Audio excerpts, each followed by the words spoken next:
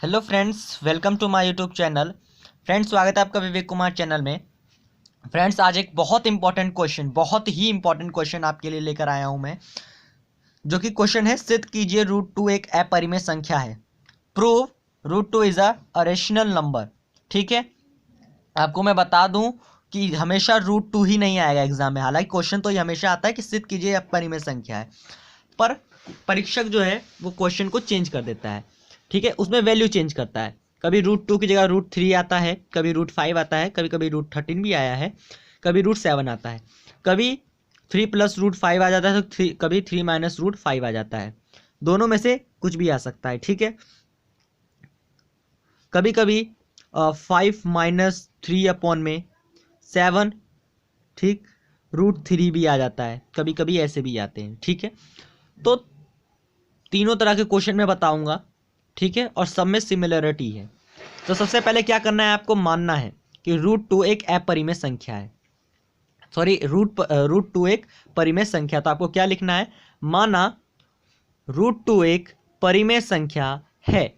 उसके बाद क्या करना है आपको, उसके बाद परिमेय संख्या क्या होता है आपको पता ही है। परिमेय संख्या वह संख्या होती है जिसे पी बटे क्यू के रूप में व्यक्त किया जा सके। ठीक है, ठीक।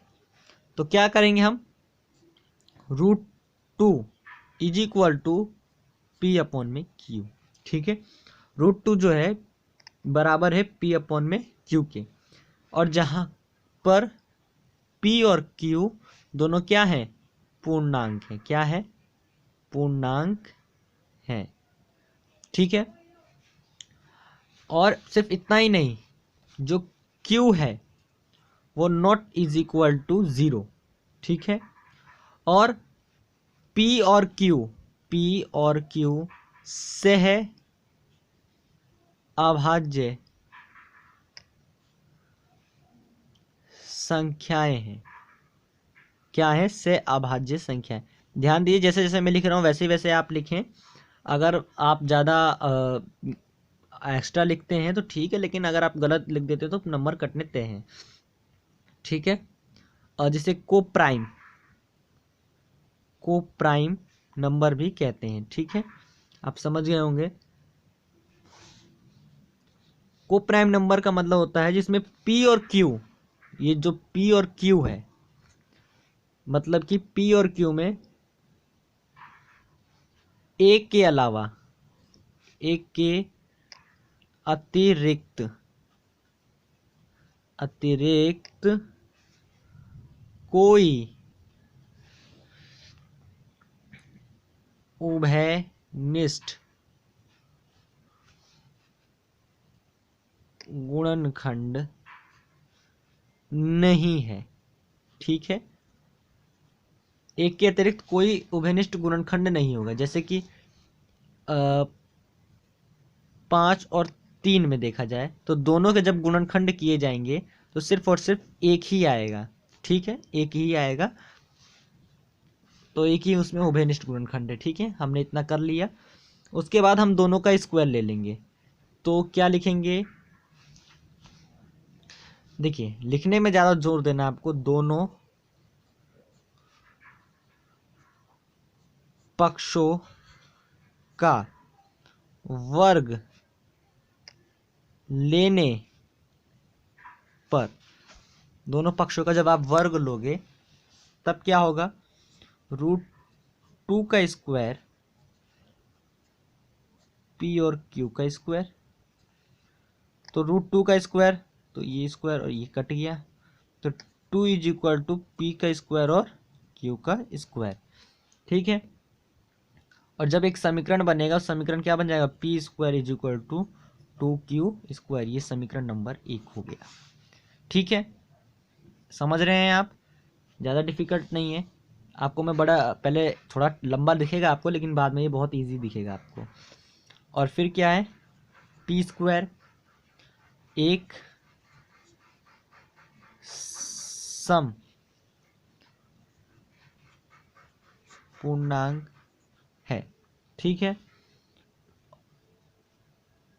और दो पी स्क्वायर का गुणनखंड है। ठीक है,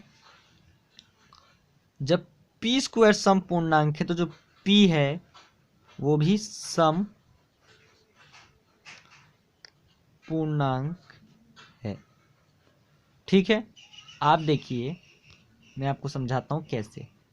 मान लीजिए दो सम संख्या, तो दो का स्क्वायर अगर हम 4 करें तो 4 भी सम है। अगर 5 का अगर हम स्क्वायर करते हैं तो वो बन जाता है 25, तो ये भी विषम है और ये भी विषम है। लेकिन जब हम सम का स्क्वायर करते हैं तो वो हमेशा सम ही प्राप्त होता है। ठीक है, तो जो पी सम पूर्णांक है और इसीलिए 2 जो है पी का भी गुणनखंड है। ठीक है, जो 2 है वो पी का भी गुणनखंड है। अब हमें वापस से मानना है, माना पी जो है वो 2m है। एक वैल्यू मान लेते हैं p इक्वल टू 2m। ठीक है, p इक्वल टू 2m, और जहां पर हम m की वैल्यू कितनी मानते हैं, जहां पर हम m को एक पूर्णांक मान लेते हैं, एक क्या मानते हैं, पूर्णांक माना है। ठीक है, तो पी स्क्वायर कितना हो जाएगा, 4m स्क्वायर हो जाएगा, है ना। तो क्या है,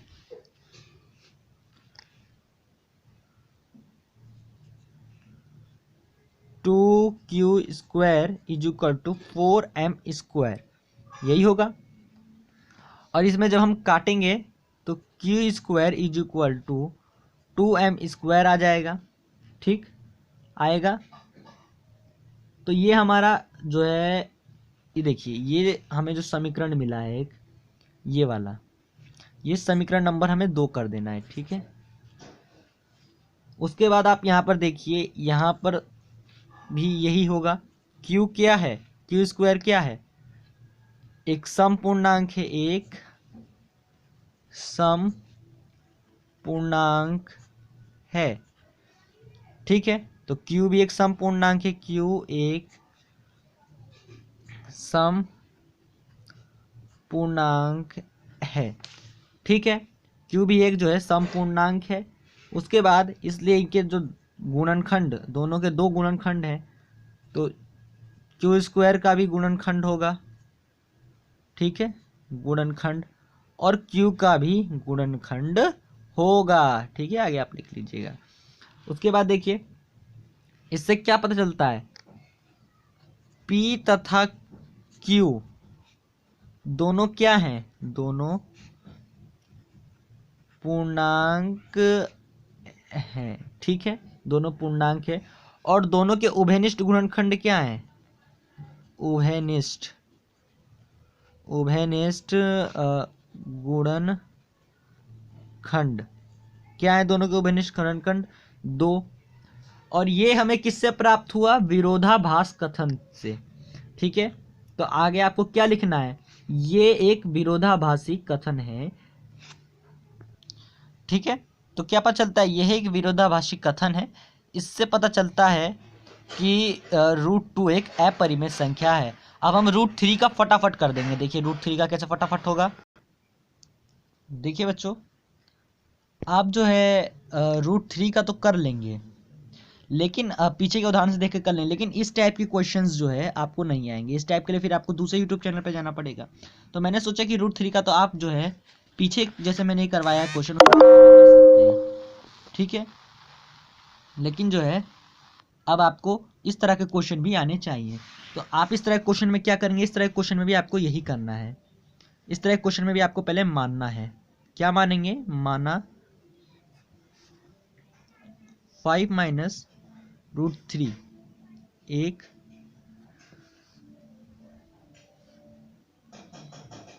परिमेय संख्या है,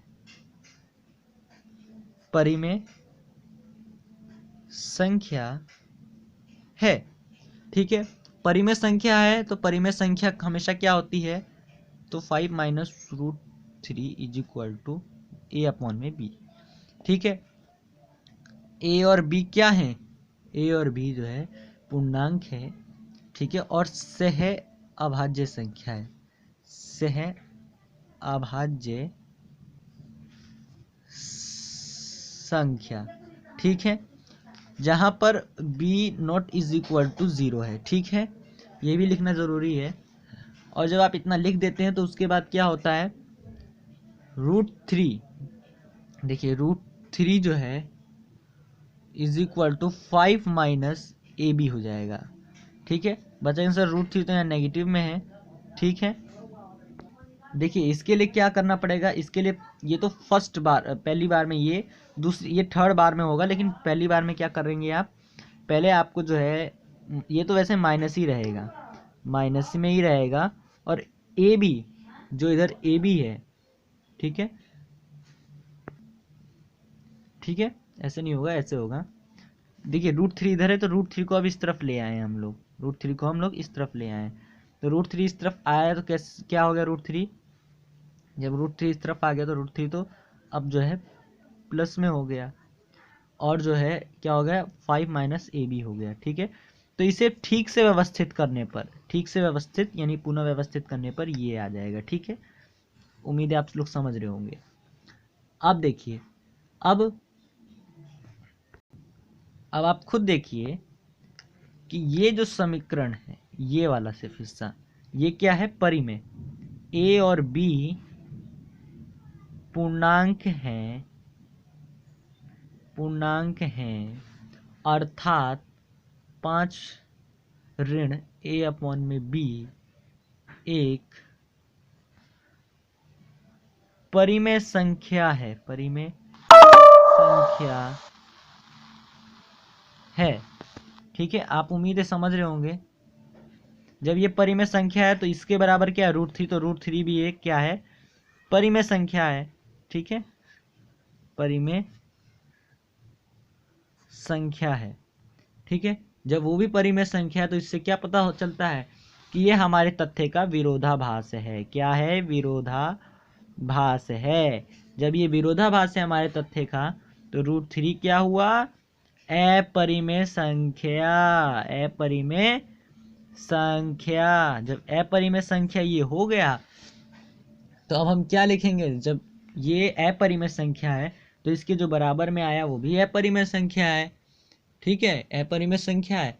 तो हम लिखेंगे कि ये हमारी गलत कल्पना के कारण ऐसा हुआ है। असल में क्या है, 5 माइनस √3 अपरिमेय संख्या है, क्या है, अपरिमेय संख्या है, ठीक है। तो इस तरह से ये क्वेश्चन समाप्त होता है। क्वेश्चन बहुत इंपॉर्टेंट √3 का आता है, √11 का आता है, √7 का आता है, √5 का आता है, √13 का आता है। इस तरह क्वेश्चन भी आते हैं, यहाँ प्लस भी हो सकता है या माइनस भी हो सकता है, वैल्यू चेंज हो सकती है। तो ऐसी क्वेश्चन प्राप्त करने के लिए और इंपॉर्टेंट क्वेश्चन सीखने के लिए हमारे चैनल को सब्सक्राइब जरूर करें, वीडियो को लाइक करें, वीडियो को ज़्यादा शेयर करें।